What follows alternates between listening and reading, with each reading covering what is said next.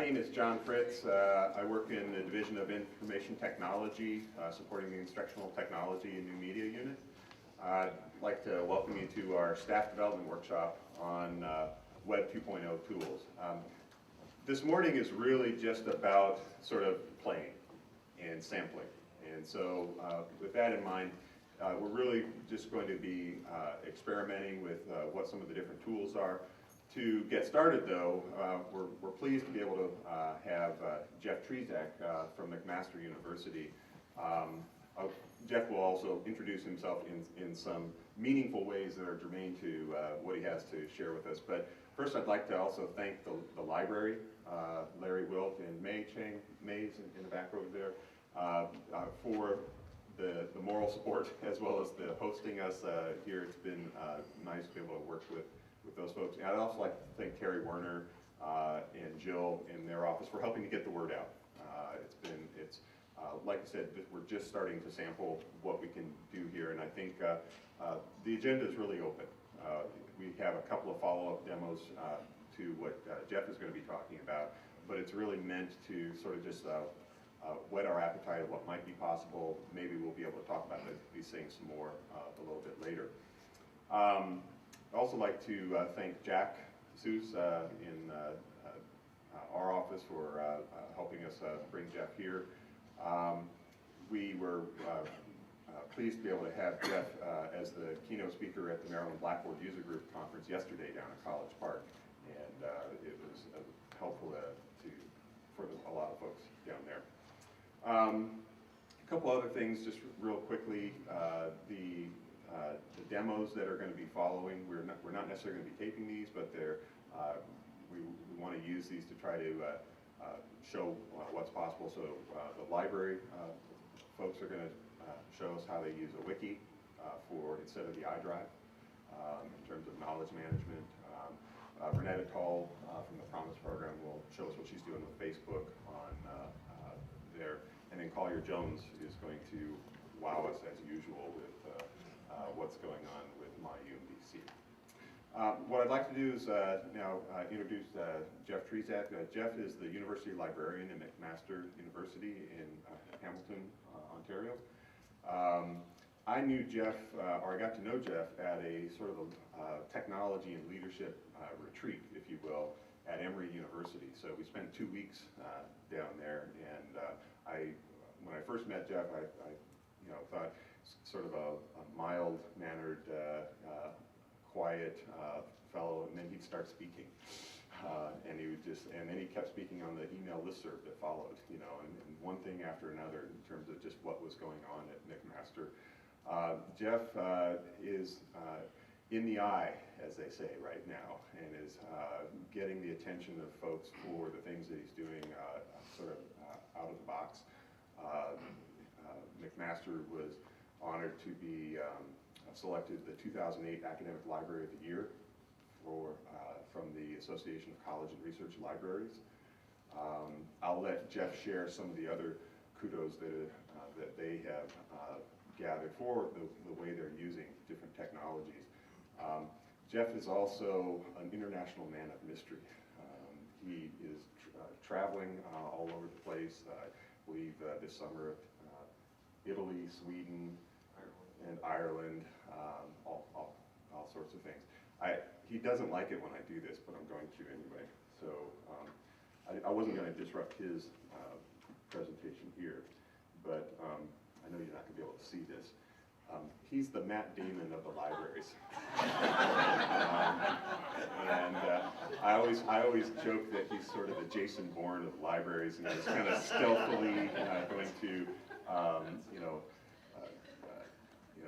show us, all the different things that can be done here. But I'm pleased to welcome Jeff Trzeciak, so join me in welcoming him.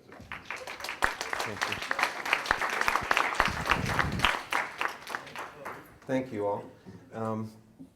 And thanks, John, for that introduction. I was telling John yesterday about, this isn't part of my presentation, but since John brought up the Matt Damon thing, first of all, I looked a little more like Matt Damon 3 years ago before I gained 25 pounds. They don't tell you when you become a chief librarian and you're required to attend all of these events how to eat. And I like to eat, so I just kept doing it and doing it and doing it. So I've added on about 25 pounds in 3 years. But the other thing I was telling John yesterday was that we had, about a month ago, one of the best events I think that we've had in the library since I've been there.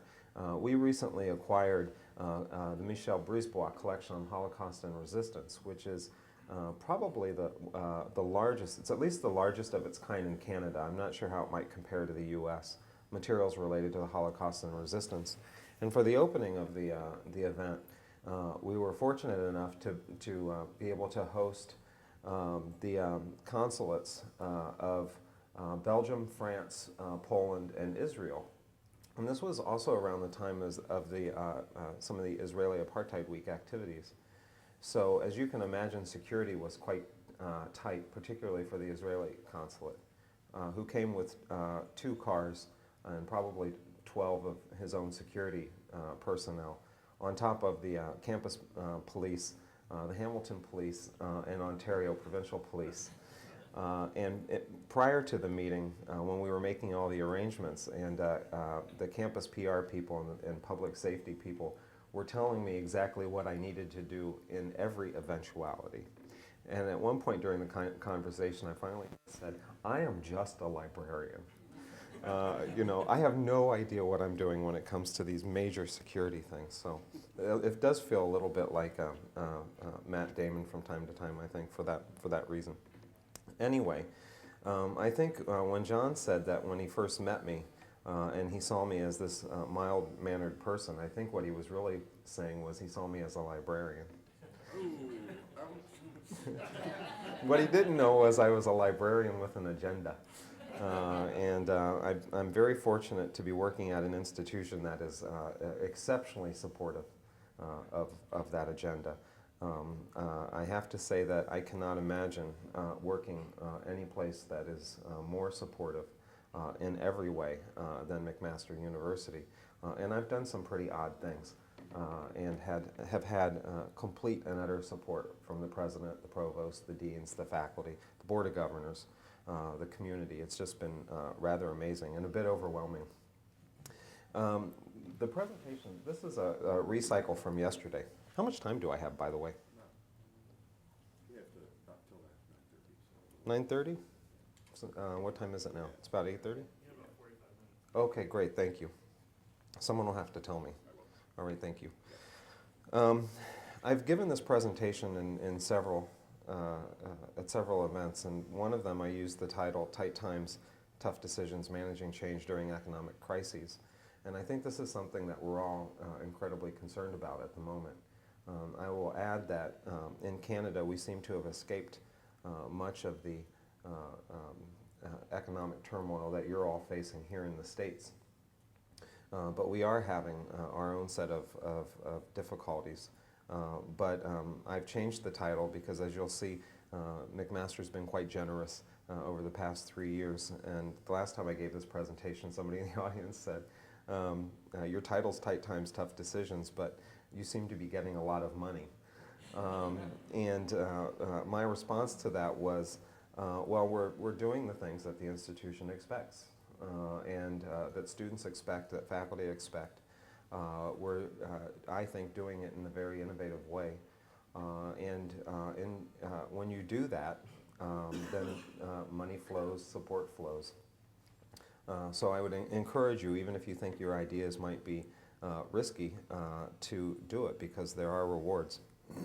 They're not just financial. I want to give you a little bit of a background so that you understand where I'm coming from. I think it's important to know where I think libraries should be going to kind of understand my experience and my thinking. I'm relatively new to McMaster. I started on July 4th, 2006. I am an American, if you haven't figured out, working in Canada. But on July 3rd, when I went to bed, I had to keep telling myself, you got to go to work the next day, you got to go to work the next day. I was terribly afraid that I'd wake up thinking, oh, it's July 4th, there's no work. The holidays are almost identical in Canada. They're just called different things, which makes it a little easier, except for Thanksgiving. That totally throws me. It's in October in Canada instead of November. I have almost 25 years experience working in libraries, most of it in academic libraries. I like to think that I still look young enough. Hopefully you can't believe I've actually worked in academic libraries for almost 25 years.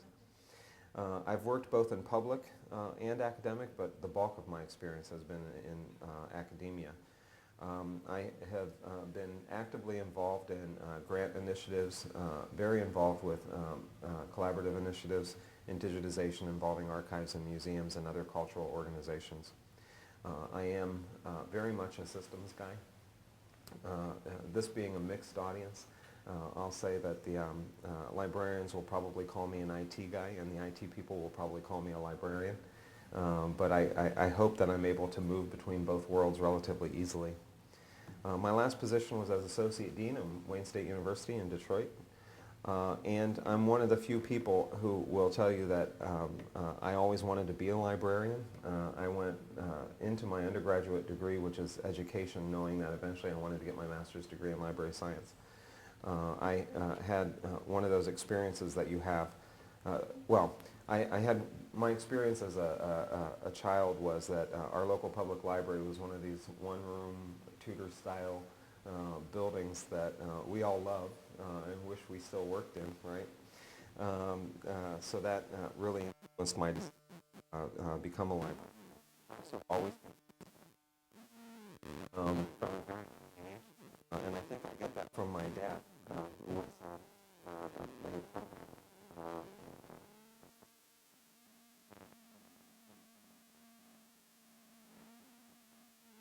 So these things all come around.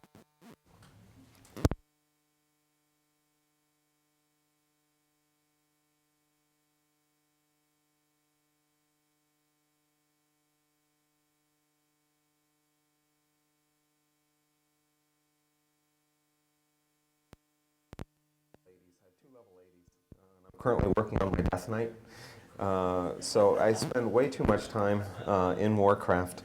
But I'm part of a guild, ICAP Snowfall, and if you play Warcraft, if you do any of the battleground stuff, you'll know what that means. But I'm part of a team of people who play on a regular basis, usually a couple times a week. It's a guild, and they're mostly academics. Many of them are librarians, many of them are IT people, but most of us work either in libraries or at universities. So our conversations in-game are rather interesting. The things that we say to each other as we're shooting stuff can range from the economy to politics and all kinds of other stuff. But it's not just, my interest isn't just from the entertainment angle. I also have a active research program of my own in gaming, and just I think it was 2 weeks ago, was awarded a grant as co-PI from the Canada Foundation for Innovation, along with a researcher in engineering and a researcher in humanities. And we're building a gaming research lab at our innovation park, specifically to study game design, three-dimensional environments, and the impact on scale, on the user experience. So how do you create a visually rich environment that works on an iPhone or works on a theater screen? But the interesting bit from my perspective as a librarian is that these researchers approached me with the idea that they wanted to do this, and they said they wanted to use, we have a collection of World War I trench maps, so they want to recreate the trenches in this game environment. So my contribution to this is in some ways going to be a traditional library contribution, but in a new environment for us, which is the gaming environment. So where else but in the academy can you get a boatload of cash to build a game lab? And our game lab is going to be couches and screens and refrigerators. I mean, it's everything that you would expect it to be as a game lab, but it's for serious play. McMaster University, how many of you know of McMaster or heard of it? Those of you who have heard of it, you probably associate it with problem-based learning, which was pioneered at McMaster in the health sciences back in the 60s. We're widely considered through the various reporting agencies that report on these things to be one of the top 100 universities worldwide. We are the most research-intensive university in Canada, so we're very much a research institution.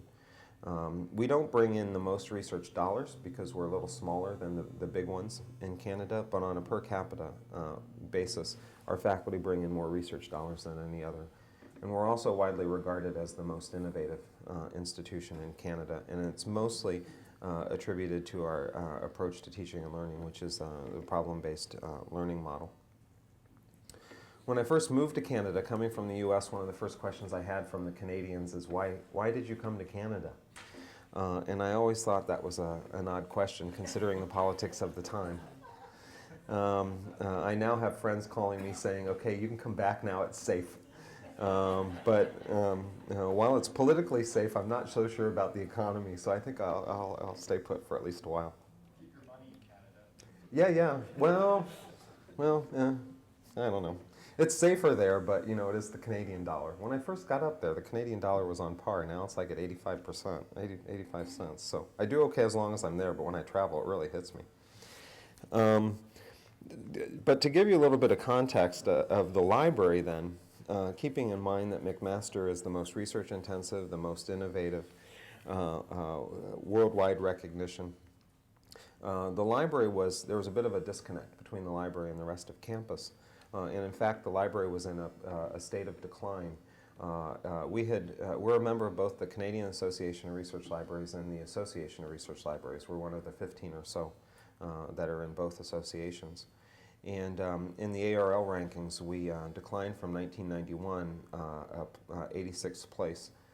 In 2006, when I arrived, we were ranked at 109th out of the 113. The library is the lowest funded research library in Canada, so while we are the most research intensive, we have the library that's the lowest funded. We have the fewest number of professional librarians anywhere in North America among the ARLs. The lowest number of staff, there are about I have about 120 staff for 4 major libraries. Heavily unionized environment. My staff are CAW, Canadian Auto Workers. Average length of service, quite high. Until recently, I had 2 staff members who had been in their same position longer than I've been alive. That's not an exaggeration. About 40% of the staff were doing back office duties, and at any given time, we had as much as 15% of our staff off on long-term disability. But the biggest challenge was really the perception that the campus had of the libraries. It was seen as a book warehouse and nothing more. An island unto itself, not really contributing in any significant way to teaching, learning, or research at McMaster. It was the place that the students went to sit. The faculty didn't go at all, and it really was not at the forefront of thinking among any of the players on campus, which I think helped contribute to the decline because since it wasn't at the forefront of thinking, when budget time came around, the library was not getting the share of budget that it should have. McMaster itself, during this period, has also gone through tremendous transition in the 3 years that I've been there, not the least of which was the fact that 8 weeks after I started, the provost that recruited me for the position walked out. Quit and left after a disagreement. So that one threw me for a loop. The guy that recruited me to leave my country and come to this organization was no longer there. And in the 3 years that I've been there, I've now had 3 provosts. The university has faced some structural deficit problems. There have been across-the-board cuts, and there have been significant administrative changes, particularly among the faculty. We've had 2 deans of grad studies, 2 deans of social sciences, 2 deans of humanities, 2 deans of engineering, 2 vice presidents of research, 2 registrars, 2 CIOs, and 2 directors of our Center for Leadership and Learning, which is our faculty support unit. So as you can imagine, it's a bit of a challenge when there's that much change taking place to keep the library at the forefront of everyone's thinking. I was at the provost meeting a couple of weeks ago, and her senior staff meeting. She has about 15 direct reports or so. For this particular meeting, there were 9 of us, and I looked around the room and realized that I was, except for 2, the most senior person in the room, having been there only 3 years. So it's an interesting time. The good news about all of this, with the challenges that we faced, that there was really only one direction, and that was up. So that was one of the reasons why going to McMaster was appealing to me. But I also knew that in order to keep the library at the forefront of everyone's thinking, what we really needed was a new message for the campus community. We really needed to be bold in order to get the attention of the campus. Our library has significant research collections, special collections, and probably the jewel in the crown for us is the Bertrand Russell archives. We have the entire Russell archive, as well as the archives of Vera Brittain, most of the Canadian authors, so Farley Mowatt, Pierre Burton. We have extensive holdings in World War I, World War II, early English literature. Our collections are world-renowned. But I looked to Bertrand Russell for some inspiration, and at the time that I started, one of the first things that I did was actually look for quotes for our holiday card, because our marketing person said, you know, it's that time of the year, we got to get the holiday card out. So I thought, well, I'll look at Bertrand Russell, see if he said anything I could put on a card. The man never said anything that was like Happy Christmas. If you know him at all and you know his writings, it's all exceptionally serious stuff.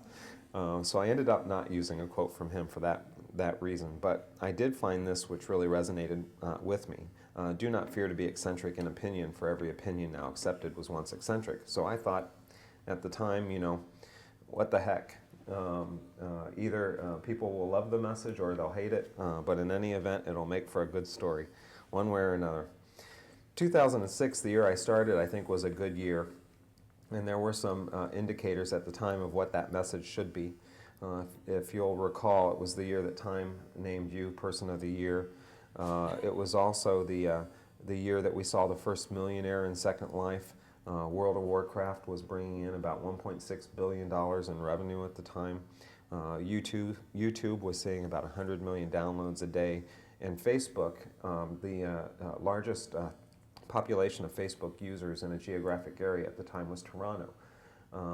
So people were very much familiar with Facebook, and clearly they were being inundated with messages around 2.0, 3.0. So I capitalized on that at the time and started talking about the role that the library would play in this new environment in order to address the needs of new students. And the needs for faculty to understand how to operate as well within this new environment. We rewrote our vision statement and said that we wanted to be recognized as Canada's most innovative, user-centered academic library. Now this is, you know, pretty much I think par for the course, right, in terms of vision statements. But for us to say it, given our history and given our reputation on our campus, it was a pretty bold statement to make. Plus Canadians aren't traditionally very boastful. So I think in some ways this was seen as very American. There seems to be some evidence that we're succeeding, especially with the recent award that we received, the 2008 Excellence in Academic Libraries Award from the Association of College and Research Libraries. The award was particularly important for us because we're the first Canadian institution to have received it. But more than that, we now appear quite regularly in our campus news. Our marketing people have picked up on the things that we're doing and they're promoting it for us on a regular basis. The local newspaper, the Hamilton Spectator, is also frequently in the library writing stories about our activities. We've been in the national news, the CBC and the Globe and Mail, and I had my moment of glory on Canadian national television when I appeared on their version of the Today Show. Which is Canada AM. But in December of 2007, we had what I called a PR hat trick. Are there hockey fans in the room? Some hockey fans? So you know what a hat trick is. We had three news items essentially appear in the three most important publications from an academic and certainly an administrative perspective. We had the cover story of University Affairs, which is Canada's version of the Chronicle of Higher Ed. We had a significant story in the Hamilton Spectator, the local news, and we had a significant story also appear in the Globe and Mail. So we within about, it was about a 48-hour time frame, First it was the University Affairs cover, and then it was the Hamilton Spectator, and one of the vice presidents called me and said, "What next, the Globe and Mail?" And then the next day the Globe and Mail article came out. So I didn't know it was coming out, but I didn't tell the vice president I didn't know. I just let them think I orchestrated that, which was great. So how did we get here? We went through a process that's outlined in a book called the Change Agent's Handbook. It's loosely based after this. It's not like we use this as a rule book to follow. But the first thing that we did, I mentioned we clarified our vision statement and the reasons for change. And the reason was that the library wanted to be part of the changes that were taking place, the changing expectations of our students and our faculty, rather than being apart from it, which is what was happening. As I mentioned, our biggest problem on our campus was perception. One of my first meetings with a senior member of the faculty member said to me, "Well, what do librarians do, really? All they do is shelve books." And I was just amazed that anyone would think that, let alone someone I thought should have known better. So we had to articulate for the campus community where we were headed. Then the next thing that we did was to establish the roles, responsibilities, and the structures that would then support this change, that would get us to where we were trying to go. We established a transformation team and talked about where we wanted to be as Library 2.0 as part of our reinvention or transformation process. And we emphasized taking a look at the organization to determine what we thought we could no longer do or we no longer needed to do. The emphasis was on public services, with de-emphasizing transactional activities. So de-emphasizing the processing of materials, but also de-emphasizing transactional activities that could be better served through self-service, so self-check and activities such as that. We had tremendous support from the union, the Canadian Auto Workers, who came and said, "We know you're going to make significant change. We just want you to be humane in your changes. So we would like to suggest you offer a voluntary separation package," which is essentially an early retirement program, which is what we did. We've now offered 3 and had over 3 years a total of 20 individuals choose to take early retirement. This has given us a tremendous opportunity. When I have 120 staff for 20 individuals to take early retirement, tremendous opportunity to reinvent the staff. And in doing that, what we've done is transition the staff from being primarily paraprofessionals to now increasing the number of professionals by 25%. And in doing this, what we did was we said there would be no new, we would not replace any of these positions as they were. Their duties would have to be absorbed elsewhere, and we were creating 8 new professional positions. These are the 8 that we've created so far. We've got 3 more that have been advertised for a total of 11 librarians. We have a total librarian pool of 38, so in 3 years we've added 11. So that's a huge number in terms of the increase. We're increasing digitization activities. So we have a new digital strategies librarian. We're increasing our use of open source. We're looking at moving to Evergreen for our ILS. And that's John Fink, our digital technologies librarian. We've hired a librarian with a background in pedagogy. We're emphasizing communications, marketing, and outreach. I hired the world's first gaming librarian. We're now offering reference service within Second Life, and he's working with our engineering department, which has a gaming program, in our humanities department, which studies communications and multimedia as a liaison, but his emphasis is on gaming. E-resources librarian. We hired our first professional archivist, even though we have a world-class archives. We were using paraprofessionals to manage it. And we hired our first engineering librarian with an emphasis on data GIS. We're in the process right now of hiring 3 new positions to focus on the development of 21st century fluencies, particularly at the first-year level, working collaboratively with faculty to integrate numeracy, visual literacy, information literacy, scientific literacy into the curriculum. So the 3 positions that we've advertised are a business fluencies librarian, a media fluencies librarian, and a scientific fluencies librarian. And we just hired the scientific fluencies position. So the other 2 are still out there for anyone interested. No, I'm kidding. The next thing that we did was develop the required leadership team capability.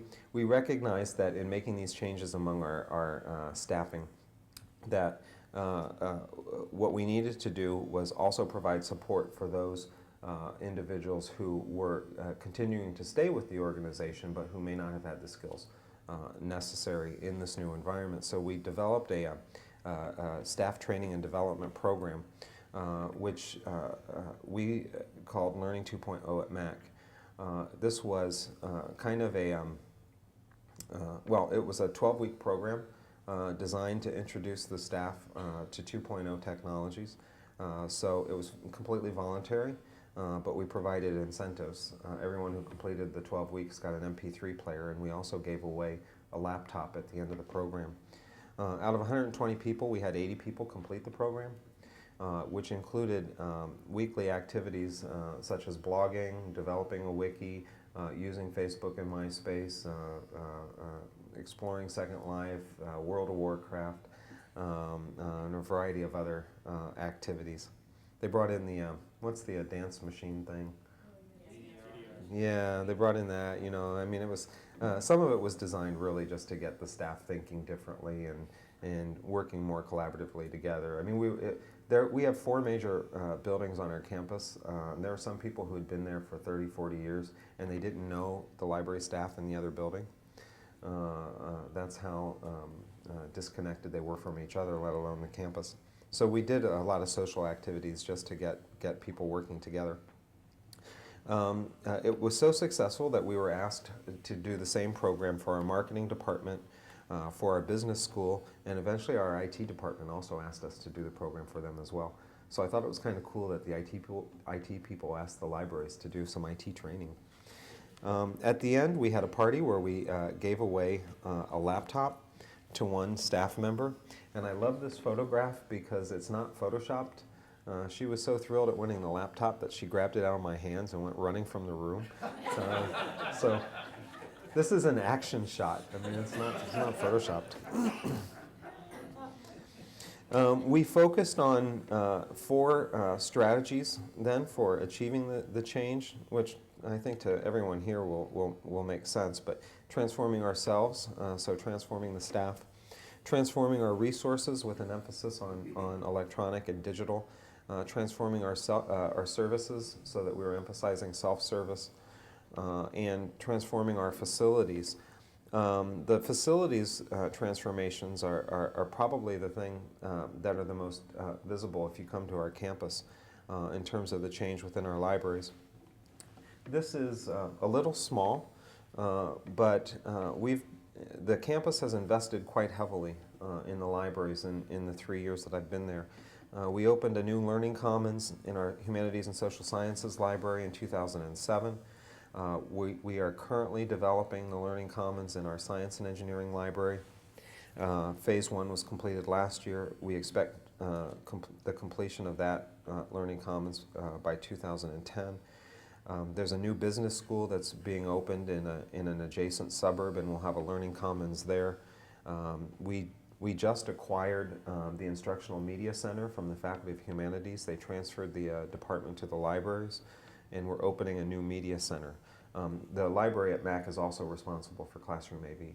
So we now have both Classroom AV and the instructional media combined, and we're building this new media center to support faculty and student use of multimedia on our campus. The Faculty Development Center is moving into the library. It'll still report to the provost organizationally, but they will physically be housed in our library, so we're building something we're calling the Collaboratory, and we're moving our Special Collections Department up from the basement. It's in a horrible location to the first floor, and opening up exhibit space and a new research collections reading room, and expect many of these projects to be done by the end of 2010. So we have major construction activities taking place in virtually every one of our buildings over the next year and a half, to the tune of 2, 6, 7, 8. It's well over $10 million. This is what our learning commons, well, this is what our reading room used to look like prior to the opening of the learning commons in our humanities and social sciences building. To give you, you can see it wasn't heavily used. Our student body is approximately 24,000 students. That's up from about 16,000 students less than about 6 years ago. So campus has grown by 50% in about 6 years. Tremendous growth, and it's mostly because we're on the edge of Toronto. Those of you who don't know the area, if this is Lake Ontario, Niagara Falls is down here, Toronto's here, and Hamilton is right at the tip of Lake Ontario. It's called the Golden Horseshoe. It's one of the fastest growing metro areas in North America.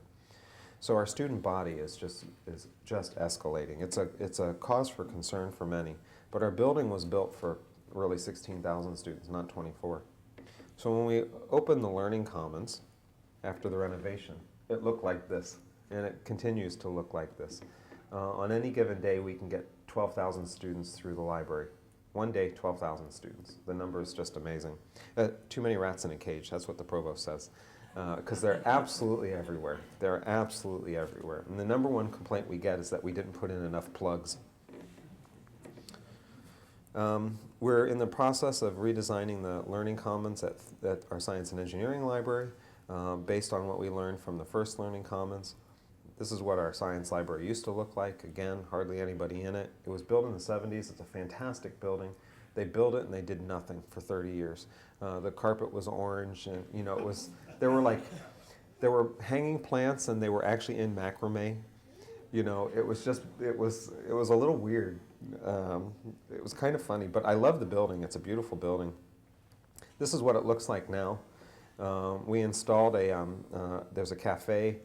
This was opening day, so the cafe is not busy at all, but it's absolutely packed now. We're getting a portion of the revenue from the cafe, which is going back into collections. It's a partnership with Hospitality Services. We've seen a 15% increase already since we opened it last fall in the use of the building. And one of the things that we did that we learned from the initial Learning Commons development was that we installed plugs everywhere. We put these plugs in that you can pull down from the ceiling like you see at automotive repair places, and the students love them. As part of this, when we were implementing, what we really emphasized was trying to be first in order to get everyone's attention. So we were the first in Canada to implement Endeca for our online catalog. We're the first to provide reference service in Second Life, and we were the first in Canada to buy a robotic book scanner from Curtis in collaboration with Lulu. Do you all know Lulu? Lulu's a print-on-demand. It's owned by Bob Young. The interesting piece about this was that this machine is quite expensive. It's about $250,000 to buy one. But our engineering department was really interested in seeing how one worked, so they gave me most of the money to buy it. The library only put in about $20,000 out of the $250,000. The other piece of this was we did a launch in our Learning Commons and invited the president of Curtis, Lotfi Belker, and Bob Young to the event, since this was a first. And Bob Young came. He also owns the Hamilton Ticats, the professional football team in Hamilton. So when we had the event, all these people showed up that had never come to a library event before. The vice president for advancement, the director of athletics. They wanted to meet Bob Young and talk to him, right? But it was interesting that we got such a mix of people from across campus to come to the event. We're now doing teaching and learning support, so the library is supporting wikis and blogs for the campus community. This is slightly a change for us.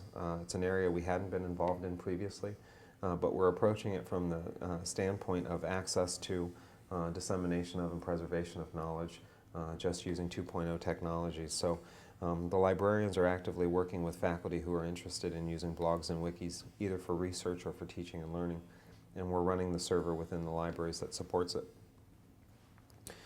A couple of things that I think so one question you might have is, well, how are things going, and how do you know that you're actually doing good? And I'll say that we're still in the process of determining whether or not we're doing good. We have created a new position and a new department that reports directly to me for organizational planning, analysis, and accountability. And we've appointed an assessment director whose primary focus is on coordinating our assessment activities. We participate in LibQual, and we've participated in sales as well. But now this has become an administrative level responsibility. And we just partnered with University of Virginia, University of Washington, and Johns Hopkins on an assessment program through ARL. And I'm completely blanking on the tool that we're using for this. Balanced scorecard. Thank you. God, I had a momentary brain freeze.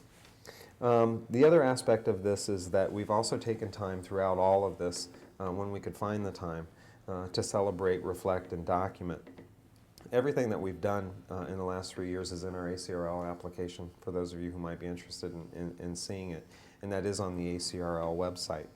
But I think one of the most meaningful celebrations that we had was that in 2007, the student body at McMaster gave the libraries the Rudy Heinzel Award. Rudy Heinzel Award is usually given to an individual on campus in recognition of a significant contribution to the lives of students. And in 2007, the students gave the libraries the award. It was the first time they gave it to a group. But it was good to see that all of our efforts, which had been student-focused and emphasizing the student experience, were being recognized by the students themselves. And to me, that indicates success. We were trying to do something that had an impact on student lives, and they responded by saying, yeah, you're headed in the right direction, thank you. And last but not least, applying our learnings. I think that for us, this has been very much a learning experience. Do we know exactly where we're going? No. Does that matter? Not really. We have the support of the campus administration, the faculty, who all recognize that we're embarking on some things that are very new for academic libraries to be doing. And they're willing to sit back and watch and see how it goes. One of the great things about, I think, McMaster is that because it's a research-intensive institution, because of its reputation for innovation, as long as you can make a sound case for doing something that sounds slightly crazy, they will let you get away with it. So when I first approached the provost and said, I want to hire a gaming librarian, her first reaction was, why would you do that? And I said, well, gaming is being studied in every single discipline on this campus. It's had a tremendous impact. It's in medicine, it's in engineering, it's in humanities, it's in social sciences. I said, I need a gaming librarian in the same way that I need a religious studies librarian. And she said, oh, okay. She gets it, and she gets some of the things that we're trying to do. So what I would say then in closing is that from my perspective, what we needed at the time at McMaster was a bold vision in order to get the attention, but we also needed to back it up by the delivery, which I think we've done, and we needed to show impact in a positive way on the lives of students, which I think we've also done. I think if we had not taken that initial risk, though, given the level of change that was taking place at the institution and the economic uncertainty, that we would not be in the place that we're in today. So I would encourage all of you who are considering risk to go for it. These are difficult times, to say the least, but I think that the only way that we can be successful is by being bold in doing things that are different and set the stage for our future. Thank you. And now, do we have time for questions? Yep. Yes. Money is always a consideration, and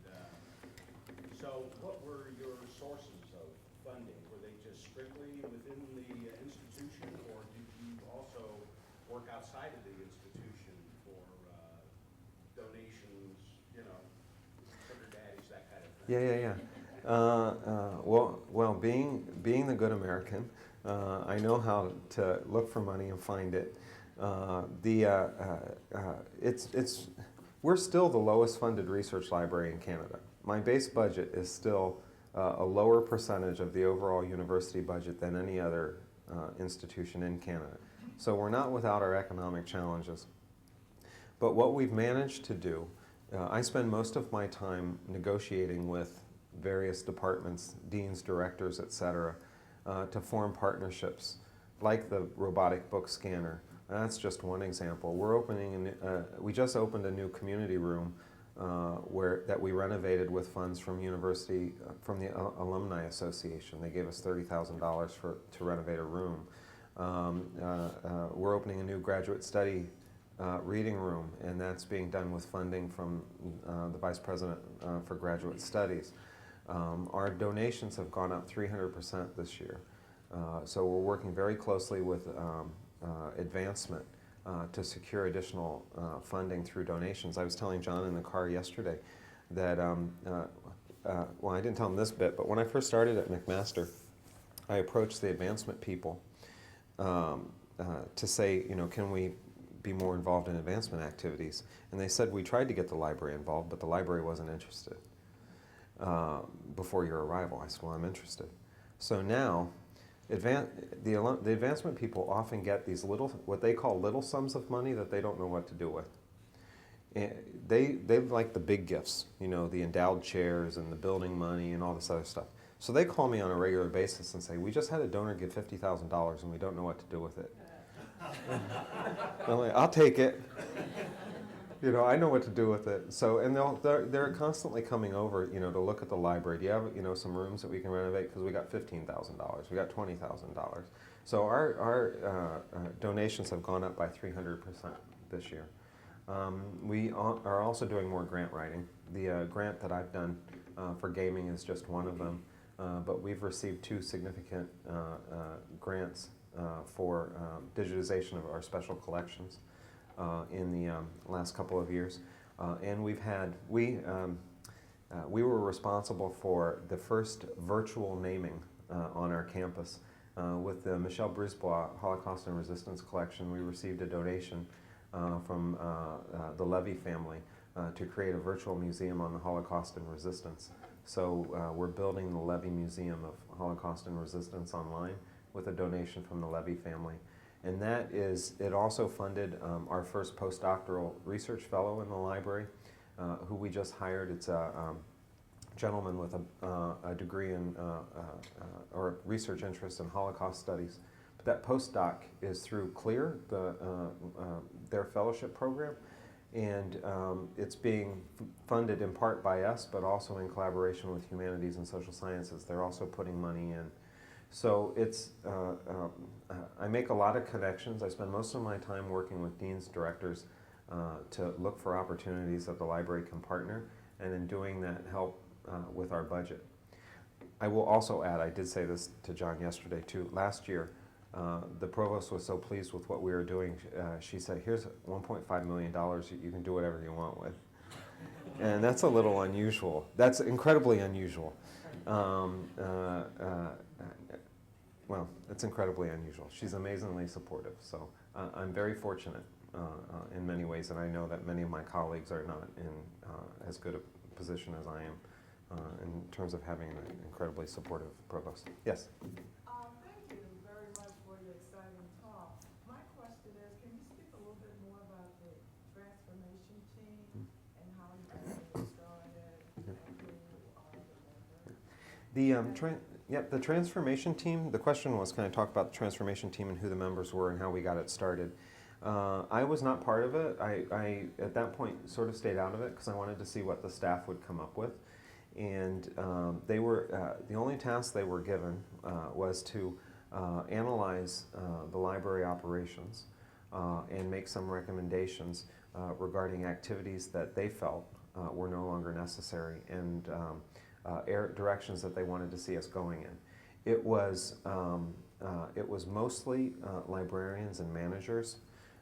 Because we're in a highly unionized environment with Canadian auto workers, there were not CAW staff on it because we knew we would be talking about outsourcing, and the staff weren't ready for that at that particular time.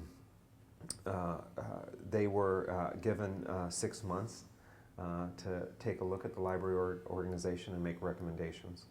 As part of the process, I gave them a budget that they could use to bring in consultants, which we did, and also bring in guest speakers. And we probably had about 10 guest speakers over that period of 6 months to get people thinking about doing things differently, because this was an organization that hadn't really been thinking differently at all. So we had other library directors, we had faculty come in, we had people from EDUCAUSE and from ARL and CLEAR and CNI. They came up with their recommendations, and for the most part, they were all things that I could easily agree to. One of the recommendations was that they wanted to establish a library liaison program. Prior to my arrival, the librarians only worked the reference desk and they were not allowed to contact faculty. So when they said, we want to be able to talk to faculty and we'd like to create a liaison program, I was like, well, yeah. That's kind of a no-brainer. So they came up with some really good recommendations, and actually I can't think of one that we haven't implemented or addressed in some way. I won't say that they've always been happy with the way that we've addressed it, but we've addressed it. Heather?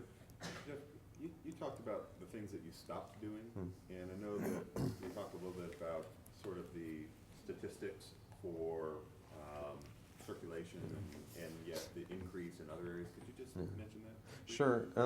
I think there are a couple of things that are going on right now that will be fodder for great debate among the staff. But because we have so many renovations occurring at the moment, particularly in our main library, that we're really looking at how the building should be designed. We have way too many service points.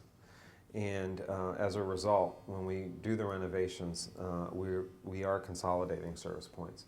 With the Science and Engineering Library, we eliminated the circulation desk and the reference desk, and we're building one desk. And it's not going to be, one of these monuments that most libraries have to desks. It's really just going to be a series of 3 office desks, so that students and faculty can walk up and sit down and have a conversation with the person that's behind the desk, not stand kind of like this and say, can I please have, that book that you've got back there. We're moving to tiered reference, so librarians will not be working the reference desk, it'll be paraprofessionals. And we're emphasizing self-service, so most of the circulation transactions will be self-serve, course reserves will be self-serve. So essentially the desk is more of a triage service in many ways. But that's in response, especially in science and engineering, to the changes that are taking place in user expectations. Our circulation overall has declined by about 20%, and our reference transactions have declined by about 20%. And even within that change in circulation, what we're seeing in increases are in laptop loans. So if you take out laptop loans, our traditional circulation has declined even further. The one area of reference that has gone up dramatically is virtual reference. We do IM, and that went up by about 400%. So rather than having highly paid, highly qualified, highly trained librarians sitting at a desk answering questions about where the restrooms are, where the photocopiers are, how do I unjam the printer, etc. We're leaving all of that to the paraprofessionals, and who will then do the first level of reference interview. And in the event that a higher level reference need occurs, librarians will have office hours or something equivalent to them, and we'll be nearby so that they can be pulled in as needed. Our main library for humanities and social sciences will be a little trickier, but we intend to do the same thing. The thing that will probably be controversial is that my preference would be to have the circulation desk on our 2nd floor, which is where most of the activities are, and some of my staff seem to have great difficulty with the concept of a circulation desk being on the 2nd floor of a building rather than the 1st. So we'll see how that goes. Is that? Yep. Yeah. Well, thank you very much.